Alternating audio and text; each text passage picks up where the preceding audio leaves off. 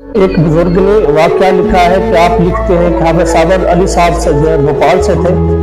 تو بزرگ نے واقعہ سنایا کہ ایک وقت ایسا بھی آیا جب بارش رک گئی، اور بارش کی بھی کئی قسمیں ہوتی ہیں، ایک پانی کی بارش ہوتی ہے، ایک رحمت کی بارش ہوتی ہے، اور کبھی کبھار پانی کی بارش بھی رک جاتی ہے اور کبھی کبھار رحمت کی بھی بارش رک جاتی ہے، کبھی رزق کی بارش بھی رک جاتی ہے۔ تو فرماتے ہیں کہ عرصہ ہوا بارش نہ ہوئی،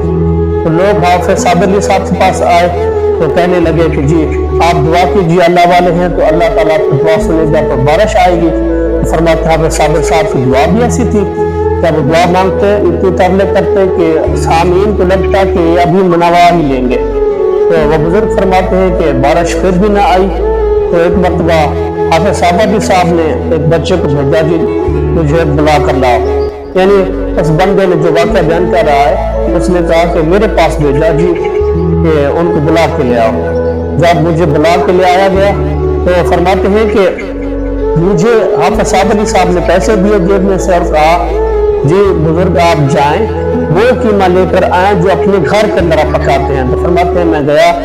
صاف ستھرا قیمہ بنوا کے لے کے آ گیا۔ تو فرماتے ہیں حافظ صابر علی صاحب نے فرمایا آپ کی چھٹی اب میرا کام ہے۔ میں نے تجسس کے اندر میں کھڑا ہو گیا سائڈ پر، میں نے کہا پتہ نہیں اس جو قیمے کا کرتے ہی کیا ہے آپ؟ تو فرماتے ہیں صابر علی صاحب جو آپ مدرسے سے نکلے دلی سے اڈے پر گئے پھر ٹہلنے کے اندر اتر گئے۔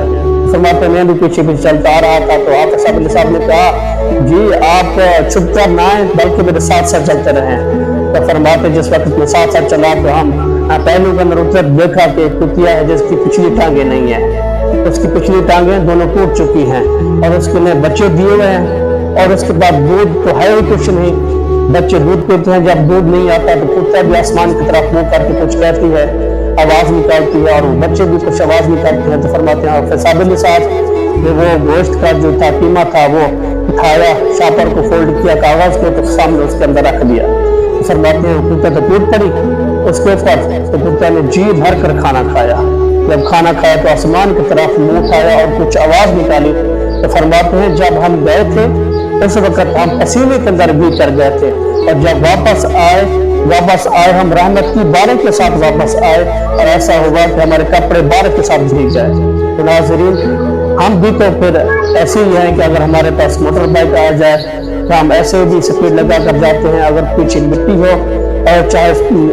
پیدل چلنے والا گرد و غبار کے ساتھ گرد و آلود ہو جائے تو ہم کو فرق نہیں پڑتا۔ اگر ہمارے پاس گاڑی آ جائے تو ہم یہ نہیں دیکھتے کہ آگے بلی کا بچہ ہے یا کوئی جانور ہے یا کتی ہے کوئی، ہم نے تو اس کے اوپر چڑھا کے چلا جانا ہے۔ تو ناظرین یاد رکھیے، اور کبھی کبھی اللہ تبارک تعالیٰ کی جو ہے عذاب بھی نازل ہو جاتا ہے، پھر عام لوگوں کے لیے جو پچھتاوا پڑ جاتا ہے۔ دعا اللہ تبارک تعالیٰ ہمیں عمل کی توفیق عطا فرمائے۔ اگر میری ویڈیو اچھی لگی ہو تو چینل کو سبسکرائب کرنا نہ بھولیں۔ والسلام۔